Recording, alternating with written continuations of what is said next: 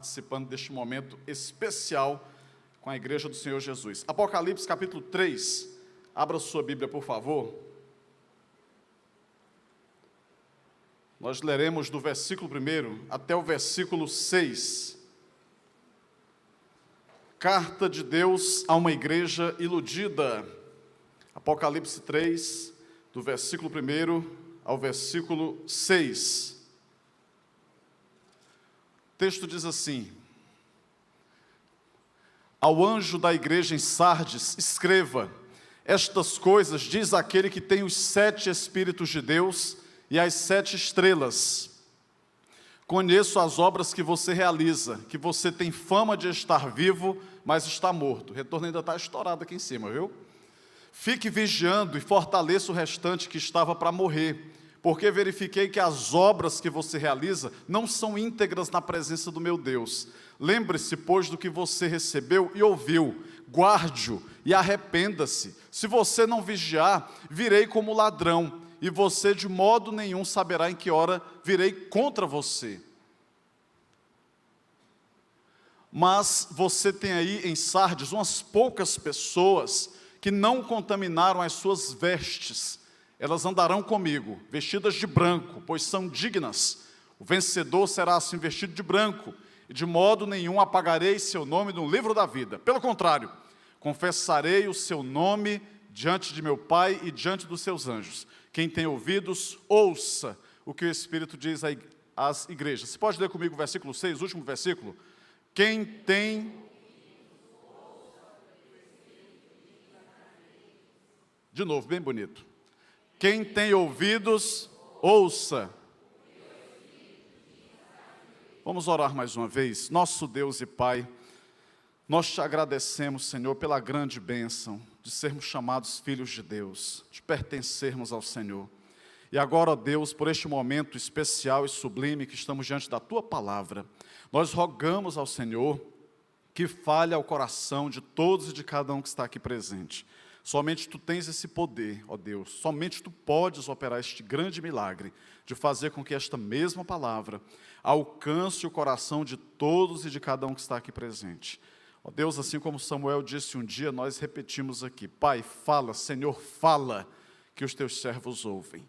É a oração que nós fazemos, pedindo a Deus que desvende diante dos nossos olhos a maravilha e o resplendor da Tua glória e majestade, para a honra e glória do Senhor mesmo. Clamamos em nome de Jesus, amém. Carta de Deus a uma igreja iludida.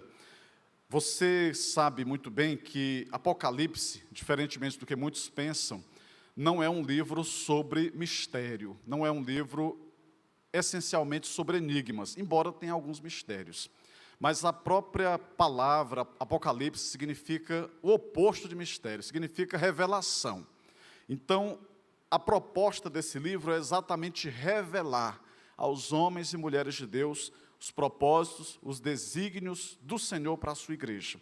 E o Senhor, designando para a sua igreja a sua palavra, por meio dessa revelação do Apocalipse, ele tem uma forma diferente da maioria dos outros livros, ou de quase todos os outros livros, porque ele trabalha com uma forma de literatura diferenciada. Mas o propósito do Senhor e o objetivo é chamar a atenção da igreja para pontos que são indispensáveis, para que a igreja seja saudável e fique sempre digna na presença do seu Senhor. Você conhece Apocalipse, sabe bem que tem essa parte aqui, esse grande bloco, chamado, desde a abertura do livro, Cartas às Igrejas da Ásia. Foram escritas 7 cartas para 7 igrejas diferentes, e há um sentido aí.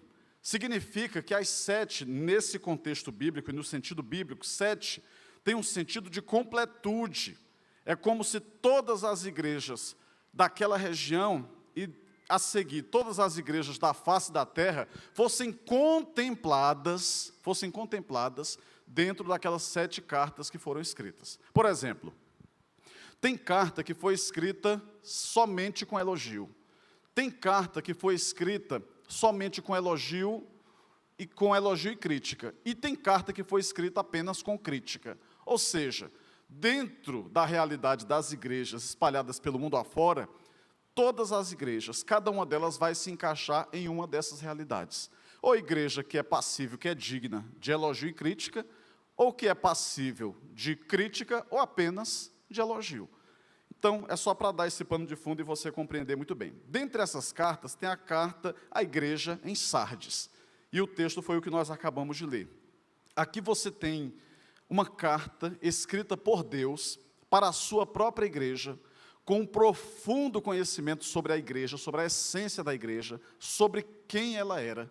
O Senhor tem esse poder de saber quem nós somos, independentemente daquilo que nós pensemos de nós mesmos, ou que os outros pensem de nós mesmos. O Senhor nos conhece. O Senhor tem riqueza de detalhes. Ele sabe por quê e para quem Ele está escrevendo.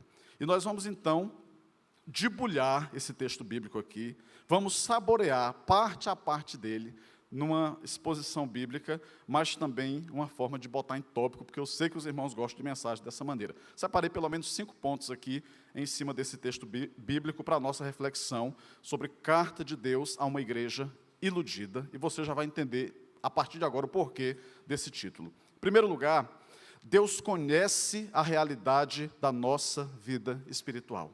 O versículo 1 diz: ao anjo da igreja em Sardes escreva: estas coisas diz aquele que tem os 7 Espíritos de Deus e as 7 estrelas. Conheço as obras que você realiza, que você tem fama de estar vivo, mas você está morto. Ao anjo da igreja em Sardes escreva: estas coisas diz aquele que tem os 7 Espíritos de Deus e as 7 estrelas. Quem tem? Deus. Pastor, mas eu não entendi. O que significa tem os 7 Espíritos de Deus e tem as 7 estrelas de Deus? É exatamente para fazer a referência a cada uma das igrejas, para dizer que elas não estão entregues à própria sorte, que o Senhor não lhes deu um salvo-conduto, o Senhor não lhes deu um cheque em branco, e uma liberdade total para dizer assim, vai e faça o que você quer. Ele sabe exatamente como cada uma está. Aonde houver uma igreja do Senhor, ali o Senhor estará observando as suas obras. Quando se fala e se pensa em 7 espíritos, é exatamente para simbolizar que cada uma daquelas 7 igrejas da Ásia, em todas elas tem a presença do Espírito do Senhor. Que nada passa desapercebido aos olhos do Senhor, que Ele passa por elas constantemente o seu olhar. Ou melhor, nada foge ao seu olhar. Ele tem um controle absoluto e rigoroso sobre todas as coisas. Mas o Senhor, Ele faz questão de invocar essa sua capacidade de saber o que está acontecendo na igreja, para dizer que, olha, vocês não estão entregues à própria sorte. Isso é muito bom, mas isso também pode ser muito ruim. Porque se nós não estivermos andando na linha, se nós não estivermos no prumo, se nós não estivermos calibrados e alinhados com a vontade do Senhor, nós entraremos em apuros, porque sobre nós será invocado o juízo do Senhor. Quando nós decidimos ou aceitamos quebrar os mandamentos do Senhor, quebrar a palavra do Senhor, os desígnios, os decretos do Senhor, naquele momento nós nos tornamos um para-raio do juízo de Deus. Estamos atraindo sobre nós contenda espiritual, estamos atraindo sobre nós a força avassaladora do juízo de Deus sobre a nossa vida e sobre a nossa cabeça. Deus então deixa claro isso aqui desde o começo para que não reste dúvidas. E Ele fala: eu conheço as obras que você realiza, que você tem fama de estar vivo, mas está morto. Eu sendo dessa igreja aqui à época, e recebendo essa carta, eu caía na hora, com o rosto no chão, chorando, me contorcendo de dor e de agonia espiritual, com o rosto no pó e na cinza, pedindo ao Senhor misericórdia. Às vezes, nós somos reféns do que os outros pensam de nós. Muita gente, por exemplo, se endivida, compra coisa que não precisa, para pagar com dinheiro que não tem, para impressionar a gente que não conhece. Porque nós gostamos de ostentar, nós gostamos de evidenciar, nós gostamos de causar uma boa impressão. Muitas vezes a gente se contenta, olha que absurdo, nós nos contentamos mais em que os outros criam uma boa imagem de nós, do que realmente nós termos uma realidade saudável sobre nós mesmos. Isso é uma grande ilusão, isso é uma grande armadilha. Essa igreja caiu numa armadilha, essa igreja de Sardes, e o Senhor dá para ela esse diagnóstico em uma sentença: eu conheço as tuas obras, eu conheço as obras que você realiza, você tem fama de estar viva, mas você está morta.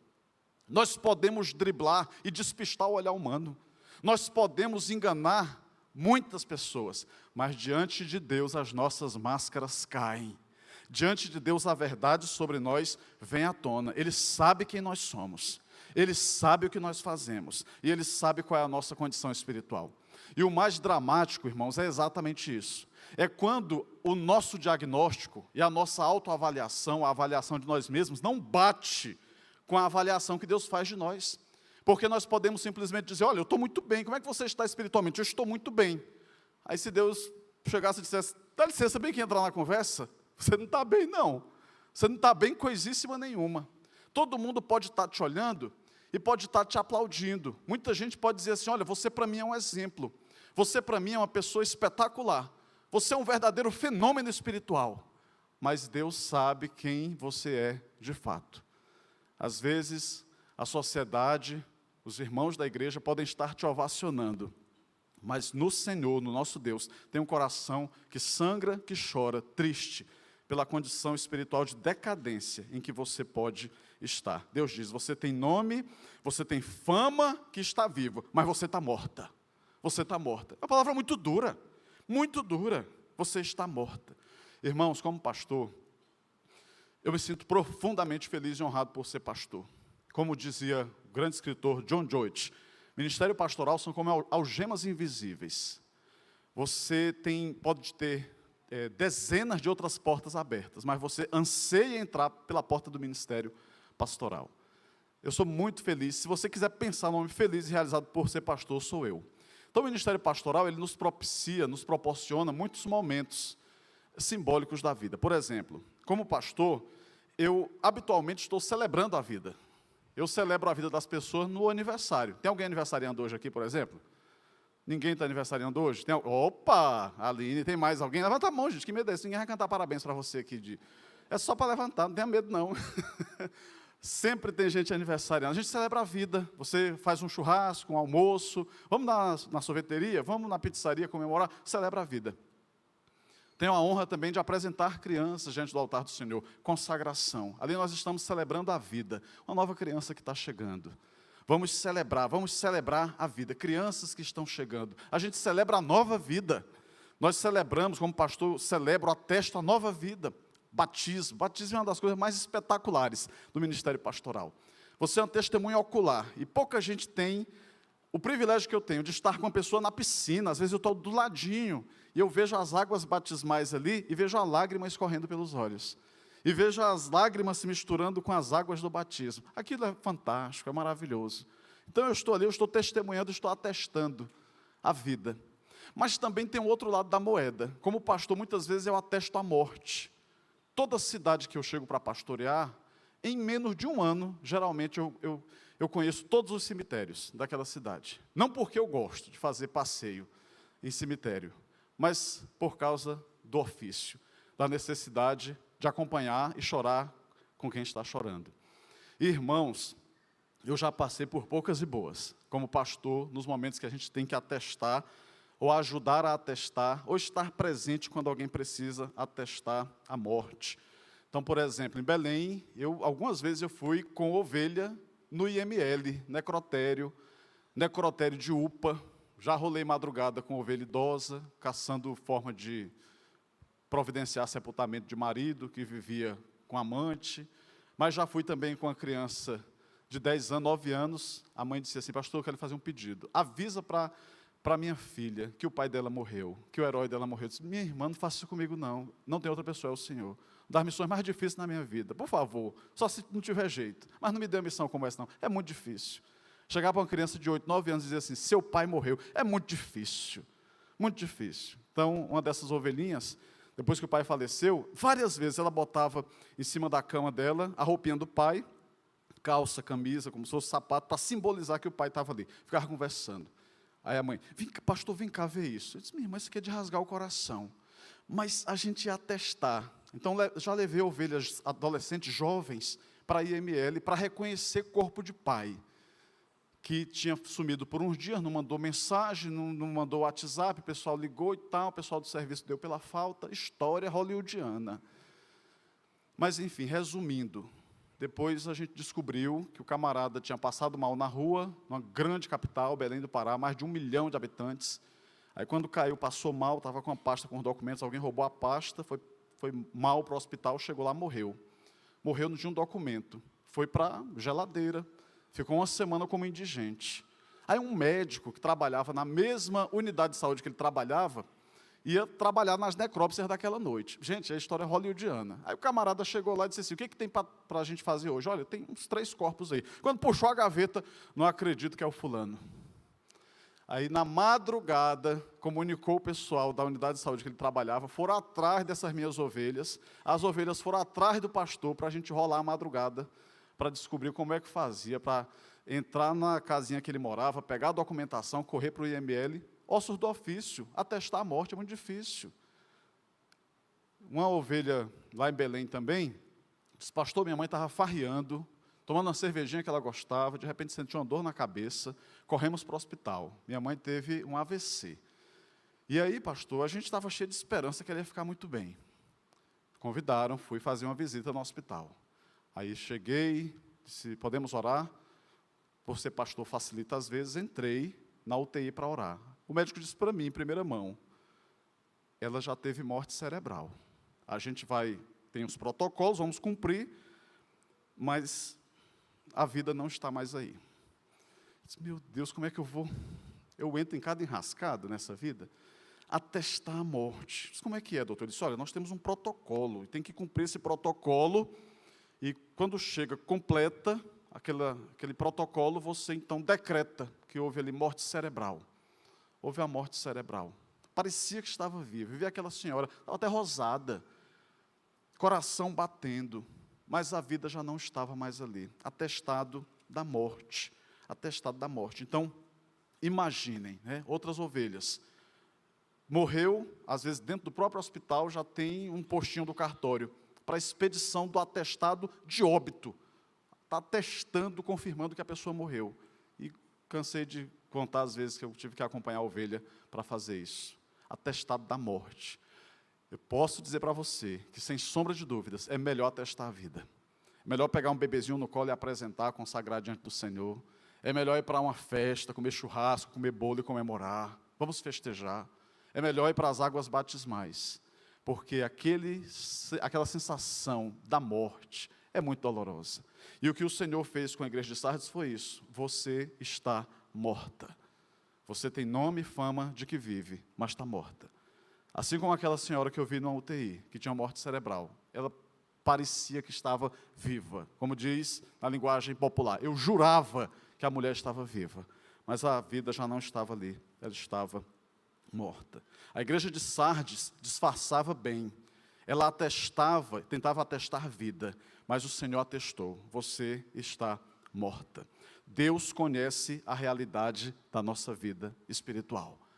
Eu e você temos que nos preocupar, não com simplesmente o que os outros falam de nós, não com aquilo que eu falo de mim mesmo, mas com aquilo que Deus fala sobre mim, sobre eu, sobre você.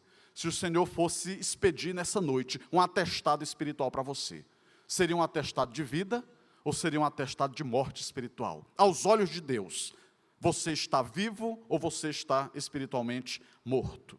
Em segundo lugar, esse texto também nos faz entender que Deus conhece a qualidade das nossas obras e as julga. Ele não apenas as conhece, mas Ele as julga, porque Ele é o justo juiz, Ele tem esse poder.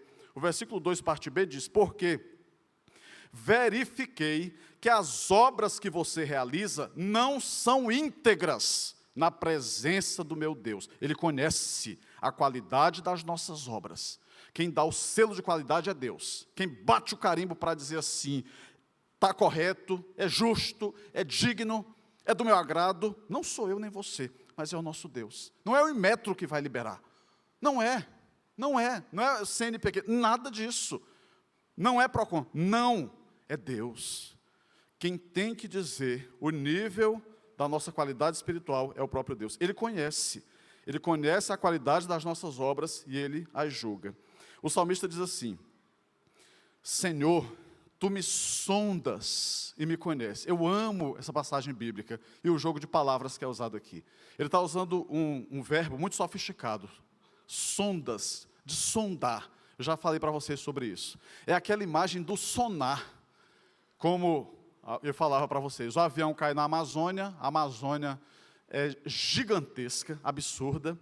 Então imagine, não tem como o pessoal embrenhar na mata para poder procurar muitos aviões que caem todos os anos, aviões pequenos. Aí, um tempo caiu um avião com equipe de saúde, estava indo para o interior do Amazonas, e ficou assim, um mês, ninguém conseguia achar. Aí um desses países aí, outros países de fora, mandou um avião com sonar. O sonar, ele fazia a varredura, ele jogava aquelas ondas para ver se tinha uma reverberação. O sonar, então o sonar tinha a capacidade de fazer uma varredura. Quando o Air France caiu no oceano, aí gastaram milhões, e exatamente eles lançavam sonar, submarino com sonar, navio com sonar, jogava as ondas para poder ver se reverberava e detectava. O salmista está usando exatamente esse sentido. Senhor, tu me sondas, Deus passa em nós o seu sonar, e o sonar de Deus é mais profundo que a ressonância magnética. O sonar de Deus é mais profundo do que tudo isso. Ele tem um poder de alcançar as dimensões mais secretas do nosso coração. O salmista reconhece isso. Senhor, tu me sondas. Tu fazes a varredura no meu coração, na minha alma, na minha mente, nas minhas ações. Tu sabes quem eu sou. Deus conhece a qualidade das nossas obras e as julga. A Bíblia diz que Deus não vê como o homem vê, porque o homem vê o exterior, a casca, o verniz por fora, mas Deus vê o nosso coração. Deus, por exemplo, ele não é obrigado a aceitar ofertas que são feitas de qualquer maneira. A Bíblia diz, literalmente, que Deus aceitou a oferta de Abel, mas Deus rejeitou a oferta de Caim. Por quê? Porque muito mais do que aquilo que vem nas nossas mãos, Deus sabe o que está no nosso coração. Ele sabe se a gente está dando uma oferta a contragosto, com malquerência, com má vontade, com o coração apertado, cheio de mesquinharia. Deus diz assim, ó, pode guardar para você, leve embora. O que eu posso oferecer para um Deus que não precisa de nada? Gosto do D.A. Carson, um proeminente teólogo norte-americano, que diz assim, nós não temos condições de barganhar com um Deus que não precisa de nada. O que é o nosso vil metal, os vinténs que nós temos na nossa mão diante de Deus? Não é nada. Deus, ele tem a capacidade de fazer a leitura do nosso coração. Deus sabia a condição espiritual de Ananias e Safira. Deus sabia a condição espiritual do coração de Caim. Deus sabia a condição espiritual do coração de Abraão. E Deus pediu para Abraão seu próprio filho, e ele colocou diante do Senhor. O Senhor se agradou da oferta dele, quando ofereceu o seu próprio filho. Então, eu tinha ouvido uma frase falando sobre a ideia de Abraão, dizendo assim, quando Deus pede Isaac, na verdade o que Deus quer não é Isaac, Deus está querendo é Abraão. Quando Deus pede Isaac, Deus quer na verdade Abraão. Então, o próprio Deus, ele nos coloca à prova, e ele coloca à prova o nosso coração, ele conhece a qualidade das nossas obras, e ele as julga. Então, Deus julgou, por exemplo, a nação de Israel, e aquele que eu considero o melhor manual de adoração bíblica, Malaquias, fala sobre isso. É tão chocante, irmãos, é tão forte aquela passagem, porque Deus fala por meio do profeta Malaquias para a nação de Israel. Quando vocês estão indo para o meu templo oferecer as suas ofertas, Deus está dizendo, a minha vontade é que alguém passasse correndo na frente de vocês e fechasse as portas do templo, para que vocês não fossem oferecer essa oferta imunda que vocês estão querendo levar para o meu altar. Deus não é obrigado a aceitar qualquer das nossas obras, porque Ele julga as nossas obras. Guarde isso no seu coração. Em terceiro lugar, Deus nos aponta o caminho da restauração.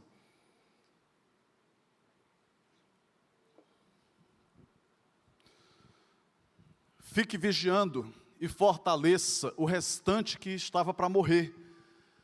Lembre-se, pois, do que você recebeu e ouviu, guarde-o e arrependa-se. Se você não vigiar, virei como ladrão, e você de modo nenhum saberá em que hora virei contra você. Não está dando uma sugestão, você tem uma voz de comando, uma voz imperativa desse texto. Fique vigiando, lembre-se de onde você estava, guarde, arrependa-se. Então o Senhor não está brincando conosco, mas Ele está falando exatamente como deve ser o nosso proceder, qual deve ser a dimensão do nosso esforço para nós melhorarmos espiritualmente. Meus irmãos, não tem nada a ver a gente entrar ano e sair ano e ficar do mesmo jeito, não avançar, não aprimorar, não se desenvolver, ficarmos estagnados, muitos até retrocedendo espiritualmente.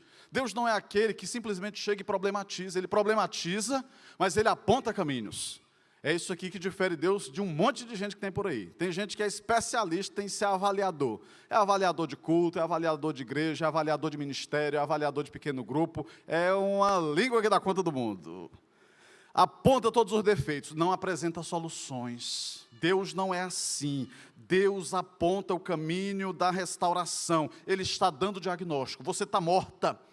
Ele está escancarando a verdade, esfregando na igreja de Sardes, mas Ele é um Deus misericordioso. A palavra do Senhor fala que o Senhor diz assim para a sua igreja, para o seu povo: vinde, voltemos ao Senhor, porque Ele nos despedaçou, mas é Ele mesmo quem vai nos sarar. Ele fez a ferida e Ele vai ligar, Ele vai costurar, e Ele vai nos restaurar, para nós vivermos diante dEle. Ele mostra a nossa moléstia, Ele mostra a nossa fraqueza, a nossa doença, as nossas deformidades e limitações, mas Ele também nos mostra o caminho da restauração. Fique vigiando, Ele diz, e fortaleça o restante que estava para morrer. Isso aqui é tão prazeroso, você chegar ali, você ter aquela presença de alguém que chega e bota ordem no caos. A partir de agora isso aqui vai ter que melhorar. Ajeita isso aqui, fecha essa porta, mexe isso aqui, apaga essa luz e tal. É assim que Deus faz. Aqui em Apocalipse tem outra passagem também muito emblemática, que o Senhor diz assim: eis que estou à porta e bato. Se alguém ouvir a minha voz e abrir a porta, eu entrarei em sua casa com ele, cearei e ele comigo. Vamos abrir a porta, deixar Deus entrar e deixar Deus colocar a nossa casa em ordem. Quantas vezes, irmãos, que nós estamos vivendo como aquela típica família brasileira, vai chegar uma visita em casa, aí você corre, né? A visita chega de surpresa, você corre ali, desnorteado, corre, pega coisa, joga no guarda-roupa, joga na despensa.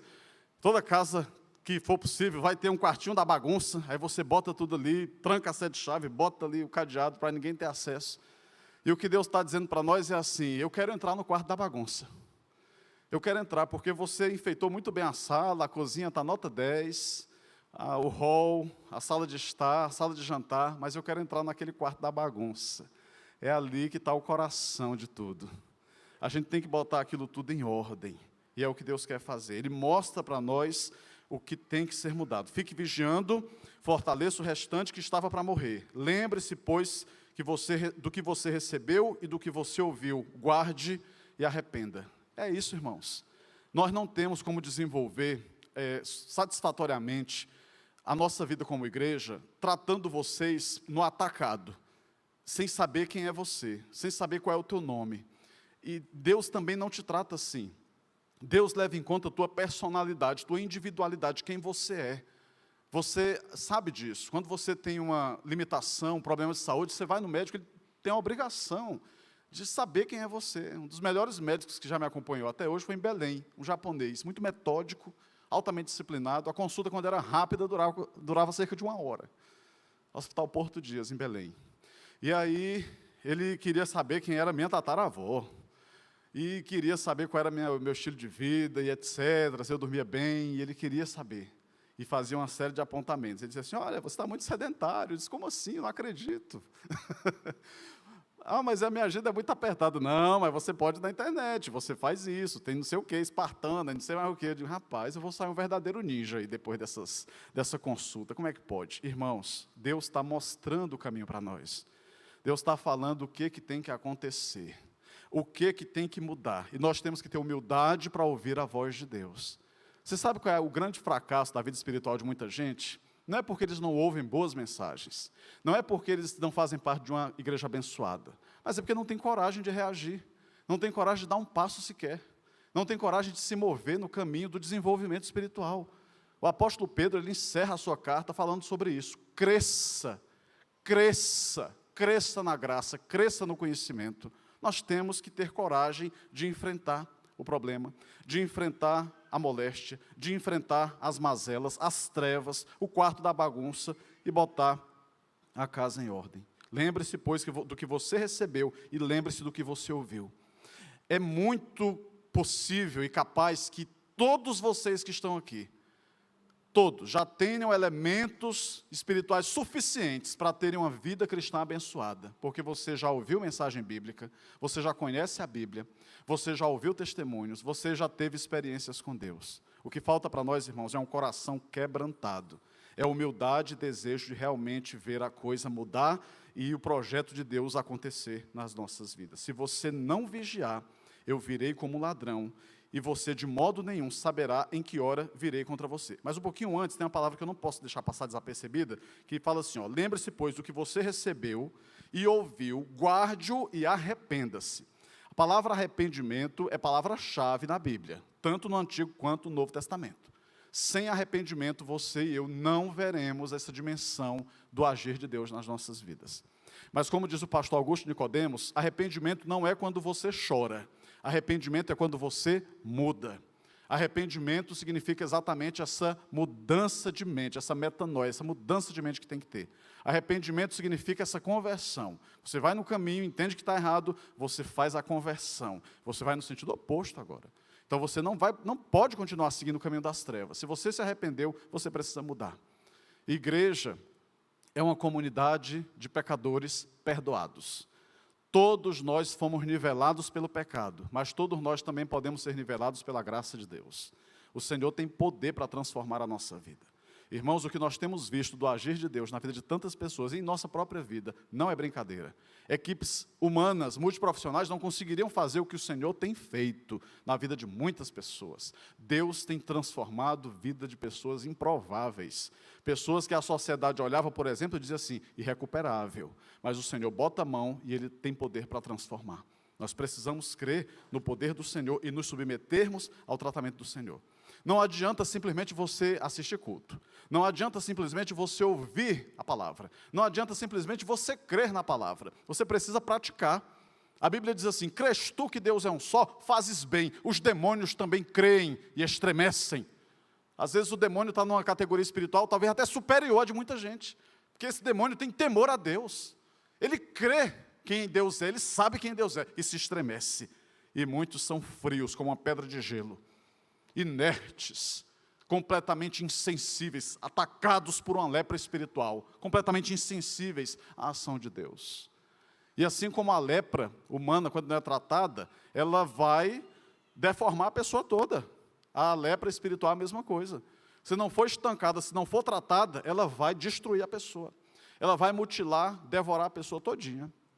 E muitos estão nesse caminho da decadência espiritual. O Senhor diz, guarde o que você recebeu e ouviu, guarde e arrependa-se. Arrependa-se, arrependa-se. Arrependimento é palavra-chave para a nossa transformação. Se você não vigiar, virei como ladrão, e você de modo nenhum saberá em que hora virei contra você. Tem um texto em Romanos, que é um texto muito conhecido, e por muito tempo o pessoal usou até daquelas lameiras de caminhão, na parte de trás, adesivo de moto, de caminhão, nas casas. Se Deus é por nós, quem será contra nós? Aí eu vi um pastor pregando uma vez, ele disse assim, e se Deus for contra nós, quem é que vai ser por nós? O que muita gente não entende é isso. É que quando nós decidimos viver uma vida de pecado, nós não simplesmente estamos quebrando uma aliança com Deus. Nós estamos nos colocando na posição de oponentes de Deus. Nós estamos chamando Deus para a briga. Nós estamos dizendo assim, vem, se tu é macho, vem, e me quebra agora. Ah, irmãos, nós não temos noção do peso da mão de Deus sobre a vida de alguém que está invocando sobre si o juízo. Nós não temos noção. E o que Deus está dizendo é exatamente que é isso que acontece. Se você não vigiar, virei como um ladrão. Quer dizer, inesperadamente, no instante, você é solapado. No instante, você é atacado. No instante, você percebe que está sem defesas. Mas eu tinha dinheiro, eu tinha plano de saúde, eu tinha tudo. E agora eu estou vulnerável. Como pode? É assim que o Senhor vem. Se você não vigiar, virei como um ladrão, e você de modo nenhum saberá em que hora virei contra você. Contra você. Irmãos, nós não temos noção do que significa não termos o Senhor a nosso favor. E Deus nem precisa se esforçar para vir contra nós. É simplesmente Deus recolher a sua mão. Quem é que banca a própria existência? Quem é que tem condições de bancar a própria existência? Quem é que tem condições de bancar o próprio coração para bater mais de 100.800 vezes por dia? Quem é que tem condições de bancar os próprios rins para trabalharem dessa forma tão magistral, exatamente fazendo com que por meio das suas dezenas de metros, centenas de metros de filtros, eles possam fazer aquilo que nós precisamos para o corpo trabalhar bem? Quem é que tem capacidade de bancar o próprio oxigênio, a própria respiração? Quem é que tem capacidade de bancar a capacidade neuronal, os seus neurônios, o funcionamento da vida, a capacidade motora? Gugu Liberato, nos Estados Unidos, estava lá em Orlando, foi inventar de ser o homem da casa, despencou, bateu a cabeça. Um homem bilionário, não teve condições de bancar a própria vida. A morte chegou. Não, a gente não vai confiar não, tem que vir o neurologista lá de São Paulo. Simplesmente para atestar aquilo que já era óbvio. Nós não conseguimos bancar a nossa própria existência. Deus nem precisa, irmãos, triscar o dedo para nos afundar no chão. Ele simplesmente só precisa recolher a mão. Recolher a mão. E a gente vê todas as coisas desmoronarem. Pastor, mas eu sou um pagão, eu sou um ímpio, eu sou um miserável, desgraçado pecador. E assim mesmo eu estou vivendo. Isso aqui na teologia se chama graça comum. Deus faz com que o seu sol nasça todo dia sobre justos e injustos. A chuva cai sobre justos e injustos. O rio Balsas está à disposição dos justos e dos injustos. É a graça comum de Deus. É a graça comum que Deus dá para o pior pecador, para o homem mais piedoso que tem sobre a terra. A graça comum do Senhor. Mas Deus deseja que nós entremos na linha completa, no prumo, para sermos homens e mulheres segundo o seu coração. Ele nos aponta o caminho da restauração. Em quarto lugar, Deus conhece os fiéis e os infiéis. Mas você, versículo 4a, tem aí em Sardes umas poucas pessoas que não contaminaram as suas vestes. Deus conhece os fiéis e os infiéis. Irmãos, Deus não olha para nós aqui simplesmente como PIB de Balsas. E Ele nos olha num grande bloco e num grande pacote. Deus tem a capacidade de saber quem é cada um de nós. Ele sabe quem nós somos. Por isso que eu aprendi com o pastor Hernando Dias Lopes, e quando alguém pergunta, como é que está a PIB de Balsas? Eu digo, vai muito bem, obrigado. Ela está muito bem, ela está mais ou menos, e ela está muito mal. Porque no mesmo rebanho, você tem gente que está no nível espiritual avançado, como dizem os irmãos pentecostais, está tocando o manto na presença do Senhor. Você tem aqueles que estão cambaleando e você tem aqueles que estão muito mal. Deus sabe dizer melhor do que qualquer um de nós, porque até nós falhamos. A Bíblia adverte, por exemplo, tem cuidado com as precipitações, porque você sabe que tem joio e tem trigo. E naquele nosso afã, naquele nosso desespero de dizer assim, eu vou separar bem aqui o joio no meio do trigo, você pode se confundir. Porque eles têm características muito similares, muito parecidas. Você pode tentar tirar o joio e arrancar o trigo. Fique tranquilo. Faça o seu papel básico, disciplina tem que haver, mas entenda que Deus está reservando tudo para o juízo final. O próprio Senhor vai entrar na lavoura e Ele vai recolher todo o joio e vai arrancar para lançar no fogo para ser destruído. É o que o Senhor está dizendo. Deus conhece os fiéis e Deus conhece os infiéis. Salmo 37 diz assim, não te indignes por causa dos malfeitores, nem tenhas inveja dos que praticam a iniquidade, porque muito em breve eles vão murchar igual a erva verde.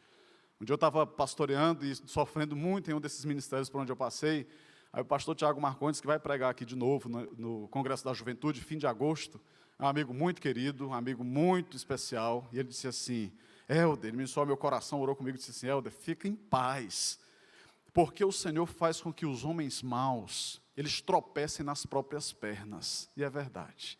O homem mau tropeça nas próprias pernas. Às vezes nós nos enfurecemos, irmãos, por causa dos homens maus. Nós queremos arrancar cabelo, perder as estribeiras, criar gastrite nervosa, ter insônia por causa dos homens maus. E a Bíblia diz, não te indigne por causa dos malfeitores. Nem tem inveja de quem pratica a iniquidade, porque muito em breve eles vão murchar igual a erva verde. Deus conhece os fiéis e os infiéis. Ele fala para a igreja em Sardes, mas você tem aí em Sardes umas poucas pessoas que não contaminaram as suas vestes. Você pode estar num lugar e você diz assim, rapaz, o trem aqui está errado. Esse negócio aqui está esbagaçado demais. Aqui está começando a virar molecagem. Porque o pessoal não quer levar a coisa a sério. Deus sabe de todas as coisas. Nada passa desapercebido aos olhos do Senhor. Ele conhece o nosso coração, Ele conhece as nossas intenções e motivações. A Bíblia diz que o nosso Deus é aquele que tem os olhos que são como chama de fogo, e que para Deus dia e noite são a mesma coisa. Ou seja, às vezes muita gente escolhe o período noturno para praticar pecados e crimes, porque pensa que está mais fácil de camuflar, de esconder o seu pecado, de esconder o seu crime. Mas a Bíblia está dizendo assim, isso funciona para vocês que são humanos, porque para Deus dia e noite são a mesma coisa. Tudo Deus está vendo, todas as coisas estão diante do Senhor. Ele sabe sobre a condição espiritual de cada coração. Seja fiel, persevere na presença do Senhor, seja fiel. Irmãos, muitas vezes a graça do Senhor é derramada sobre uma igreja, porque toda igreja tem as pessoas fiéis que não abrem mão de amar a Jesus, que não abrem mão de confiar na providência do Senhor, que não abrem mão de esperar pela resposta que vem do Supremo Pastor, que não desistem de orar, que não desistem de clamar. É aquele pessoal que não deixa a peteca cair, porque eles sabem que o seu Deus é fiel, e que o seu Deus, o nosso Deus, se levanta em favor daqueles que o temem.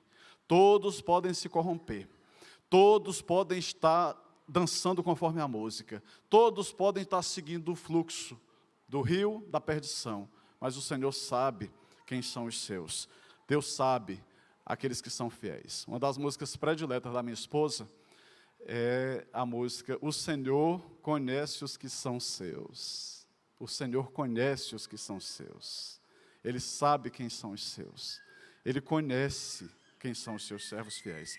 Em quinto e último lugar, Deus faz promessas aos seus servos fiéis. Elas andarão comigo, vestidas de branco, pois são dignas. O branco é simbolismo de pureza, aqui no texto bíblico, especialmente em Apocalipse. A Bíblia fala, por exemplo, ainda que os teus pecados sejam vermelhos como escarlate, ou seja, muito vermelho, a Bíblia diz, Deus os tornará mais brancos do que a neve. Porque Deus tem esse poder de alvejar, Deus tem esse poder de depurar, de purificar. Deus tem esse poder de transformar todas as coisas. E a promessa do Senhor, olha que promessa formidável. Irmãos, quantas promessas maravilhosas do nosso Deus. Quando nós pensamos no céu, nós pensamos, por exemplo, que toda agonia da terra, às vezes uma pessoa falece, eu fiz muitas vezes pregação em culto fúnebre, eu digo assim, a pessoa descansou das suas fadigas terrenas, descansou das suas fadigas. O apóstolo Paulo descreveu o nosso corpo como sendo um corpo de humilhações. Nosso corpo é um corpo de humilhações. É verdade. Por mais que nós nos cuidemos tão bem, por mais que tenhamos um excelente acompanhamento nutricional, uma vida disciplinada, toda equilibrada, ainda assim a gente está sujeito e suscetível a tantas mazelas desse mundo. E Paulo descreveu bem, nosso corpo é um corpo de humilhações. Então, quantos aqui, por exemplo, lutam contra doenças agudas e crônicas? Aquela que está no auge, mas aquelas que se arrastam há anos também. Todo dia tem que tomar um medicamento, todo dia tem que fazer uma terapia. Alguns têm que se atracar numa máquina para poder ter sobrevida. Limitações. Mas a promessa do Senhor é que isso vai ter fim, que vai ficar para trás. Que este vale de lágrimas que é a terra, vai chegar um momento que Deus enxugará dos olhos toda lágrima, toda fadiga dessa vida vai ficar para trás. Aquelas doenças que a medicina bateu o martelo e disse assim, é incurável, pode até ter tratamento, mas não tem cura. Diga para ele, vai ter um momento que ela vai ficar para trás, porque o Senhor vai curar, toda essa moléstia vai ficar para trás. Toda essa herança adâmica, essa herança que vem desde Adão, tudo isso aí vai ficar para trás. Eles andarão comigo. Oh, meus irmãos, que palavra maravilhosa. Elas andarão comigo, vestidas de branco, pois são dignas. O vencedor será assim vestido de branco. Ele está insistindo na ideia. O vencedor será assim vestido de branco. E de modo nenhum apagarei seu nome no livro da vida. Vamos por partes. O vencedor será assim vestido de branco. Simbolismo de pureza. Quem aqui já teve calça branca na vida? Eu tenho, pastor, até hoje. Pastor, eu estou com a calça branca aqui. Por favor, não me chame à frente, não me humilhe. Claro que eu não vou fazer isso. Quando eu morei em Alto Parnaíba, eu tinha uma calça branca, irmão, da moda. jeans. Quantos homens já tiveram calça branca? Não tenha medo não vou envergonhar você não, parabéns. Você sabe a luta que foi. Aonde encosta suja, suja, mancha. E a igreja em Alto Parnaíba, os bancos eram de madeira. E eu nunca vi uma madeira daquela para soltar tanta tinta igual aquela ali. Não tinha verniz muito desse jeito. Saía com o fundo todo encardido, manchado, sujo. Não tinha carro, moto como tem hoje, anda Monark para a igreja, irmãos. E imagina como é que faz essa calça roçando ali na corrente, na graxa. Suja, suja. O branco evidencia a sujeira. O branco evidencia. É lindo, maravilhoso, mas suja demais. Evidencia as sujeiras. Mas o Senhor está dizendo, o vencedor será assim vestido de branco, porque você não tem o que esconder. A pureza do Senhor, a purificação, a depuração que o Senhor vai fazer em você, na sua alma, é o que está prometido em 2 Coríntios, capítulo 15. Deus vai transformar todas as coisas. Quando o Senhor fechar o último capítulo da nossa história sobre a terra, Ele vai transformar, diz a palavra, literalmente a palavra diz isso. Ele vai transformar todas as coisas. O que é mortal vai ser revestido de imortalidade. O que é corruptível vai ser revestido de incorruptibilidade. Nós vamos receber uma nova mente. Nós vamos estar prontinhos, meus irmãos, calibrados, alinhados. Só o ouro pronto para estarmos na presença do Senhor, andando com o nosso Senhor, de nós irradiando, reluzindo esse brilho, e o Senhor vai nos vestir de branco. Ei, você não precisa mais de roupa para disfarçar, não. Você não precisa, porque essa roupa tua branca é exatamente para atestar a tua pureza, não por teus próprios méritos, mas pelos méritos daquele que morreu na cruz do Calvário em teu lugar, porque Ele pagou o preço pela tua e pela minha salvação. O santo se fez maldição por nós. O seu sangue precioso foi jorrado naquela cruz, exatamente para nos purificar. E Ele fala também, e de modo nenhum apagarei seu nome do livro da vida. Eu fiz questão de dar aula na classe de aclamação, que nós temos candidatos a novos membros da nossa igreja, e boa parte deles, quase todos, vêm de outras denominações, e aí, principalmente na linhagem pentecostal e neopentecostal, nós temos uma pequena divergência sobre a compreensão de salvação. Você perde ou não perde a salvação? Nós batistas não cremos na perda da salvação. Pastor, mas o senhor disse que não ia falar agora. Calma, meus alunos, vai ter a nossa aula só para isso. Irmãos, ela vem do Senhor. Efésios 2, 8 e 9 diz que pela graça sois salvos por meio da... Isso não vem das obras, é dom de Deus, não vem das obras para que ninguém se glorie. O Senhor, Ele nos faz uma promessa. O seu nome vai ser colocado no livro da vida.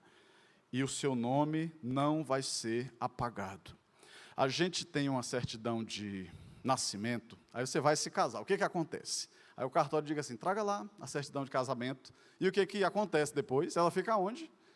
Lá. Aí você agora, a de nascimento. Aí pega agora a de casamento. Beleza? E aí depois, irmão, nenhuma nem outra. Certidão de óbito. Quem aqui já tem certidão de óbito? Quem quer? Não, pastor, Deus me defenda disso. Como assim? Irmãos, ali é o fim de tudo.